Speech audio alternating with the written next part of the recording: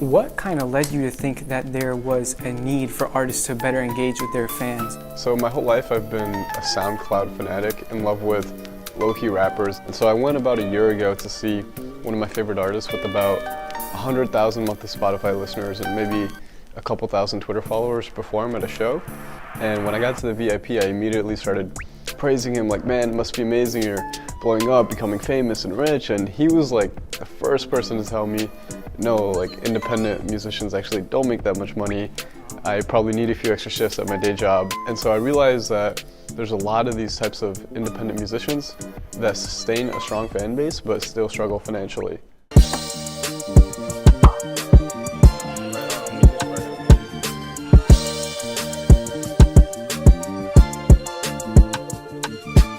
Hey, my name is Asim. I'm the founder of Bonfire. Bonfire is an app to allow up-and-coming artists to easily schedule unique and secure on-demand meetups with their fans. That could be basketball with 5 fans for an hour, lunch with 8 fans for 2 hours. Any experience the artist wants, they can facilitate through our app for free. Who would you say is your target artist? What kind of artist do you think benefits most from Bonfire?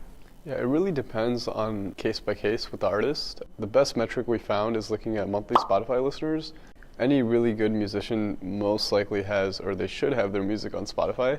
Between 40,000 to 400,000 monthly Spotify listeners. Then again, we just hosted an event a couple weeks ago with an artist from Chicago who has only 10,000 monthly Spotify listeners, but he has a much larger community presence. He does shows around Hyde Park all the time, and so he was able to sell out tickets really fast. I saw that Bonfire is still in beta. What's left to understand about your users or finish developing before you get that official version out?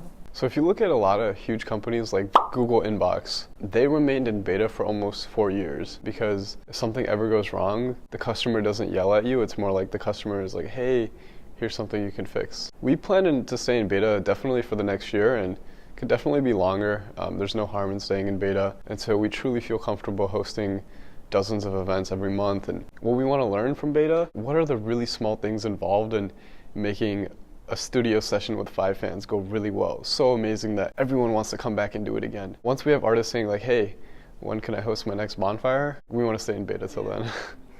When you hop on the web app, how does an artist literally connect with a fan? And how does a fan use Bonfire to literally meet up with the artist? Yeah, so it's pretty straightforward on the fan end. Fan sees one of their favorite local artists, posts, hey, jam out in a studio with me for 2 hours, Bonfire link. Fan clicks on it, they're taken to the event page in which they see the details, they see the general location, so we don't give out the specific address to the public, and then they can purchase a ticket, and from there they're sent information about the event and any updates that are made. From the artist end, first every artist has to apply to join Bonfire. We have a small vetting process authenticating that it's actually them applying, not anybody else, And so it's a pretty simple event creation form you fill out in which you can choose like your event, what type of event it is, the description, how many tickets you want, the ticket price, the time, location, using one of our partner locations. We send out the location the day of to the fans. Why did you decide that this was the right way for artists to engage their fans versus anything else they could do, tweeting your fan on Twitter and saying, hey, let's meet up? Why is Bonfire the right way to do this? For sure, a lot of people have that question. What's the difference between Bonfire and Eventbrite? What's the difference between Bonfire and an artist tweeting out, hey, meet me up over here? The big thing is that we take care of all the security and logistics of the event using our partner locations so that the artist can purely focus on the experience and nothing else. We like to think that hosting a Bonfire is as easy as calling an Uber, except it's free for the artist. And in terms of Eventbrite, you have to go set up the location, the event. If an artist signs up on our platform and we notice that their numbers are relatively small, they're still growing, we've learned through beta testing, that's one thing we learned is the smaller the artist is, the more that experience matters. And so we'll, in the app, emphasize that more hey, you're probably not gonna wanna do just lunch with 4 fans. You're gonna wanna do a studio session or something more focused on the activity to make sure the fans have a great time. Otherwise, if it's a bigger artist, the fans are probably just going to be happy enough to be in the same room with that artist. And so you're saying instead of spending that big chunk of time just planning out the event, planning out the date and the time and how to make sure that things are secure, you just take care of that so they can figure out how can I make this a dope event? How can I make this interesting? Exactly. It's interesting because you have to run the tool for both sides. Do you favor maybe the artists or favor the fans in any way? And how do you try to make it work for both sides? So we like that's something we thought about when we first started this app. Like, do the artists come first or do the fans come first? And through beta testing and something we're continuously learning is that if we can get the artists to come, the fans will come. If you get good artists to come. And so we're really focused on making sure the app experience for the artist is really interactive and engaging. We can provide you the coolest space in the world with the coolest setup, but if it's a bad artist and they're not engaging or they're rude or something like that, then the fans aren't going to have a great time. Fans aren't going to come back to the app. Right, so you're saying if you make the tool work really well for the artist, then just having good artists on the app makes it work well for the fans. Exactly. Okay, yeah, that makes sense. How do you collect feedback from your users or from artists? And then how do you take that feedback and use it to reiterate? So in the beginning days, I realized that it's important for me to have a physical presence at all the bonfires. And so hopefully over the next 2 months, when we start drilling in a lot of events, I'll be there in person. Before the bonfire, jumping on a call with the artists, like what do you want to get out of it? And then after the bonfire, sending out a survey to the fans and actually jumping on a call with the artists or meeting them up to talk about, did you get what you expected? What's some stuff that you learned from just going to the events yourself and kind of seeing the experience firsthand? Yeah, I mean, I think it comes down to a lot of small things that make the experience go amazing or just go okay or even terrible. One small thing we learned from the last event we hosted was like having the artists in the first few minutes like briefing the fans on, hey, like this is something different, here's what's going to happen over like the next 2 hours is really important. How often would you say you work on Bonfire day to day? What do you think prevents you from working on it more often, if you even want to go on it full time? Yeah, so when I first started working on Bonfire, it was only a couple hours a week, but the more we progressed, the more I found myself working on it.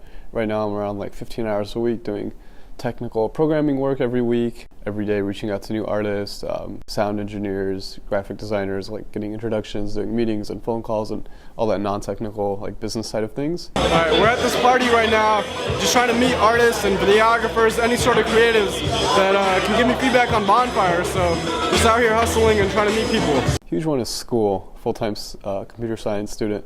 Oh wow, okay, yeah. So how is juggling that? How does that? Yeah, managing school is like, it's tough, but it's not too bad. And it's really just about time management, holding yourself accountable. Like 2018, I wanted to fix my sleep schedule. So I got 2 friends and we formed a group chat and it was like, all right, every day wake up by 8 a.m. and message the group. Otherwise, you owe everyone else 2 hours. Yeah, as a broke college kid student, that fixed my sleeping habits like really fast. We're part of the Future Founders residency cohort, which has been a huge blessing. Every month we set goals and we review them with our other entrepreneurs in the group, and so that's been another great way to hold myself accountable. In terms of getting into the computer science and startup environment of Chicago, if there's a younger person who wants to tap into that, where would you say they should go? Where did you go? I published a Medium article called No Internship, No Problem.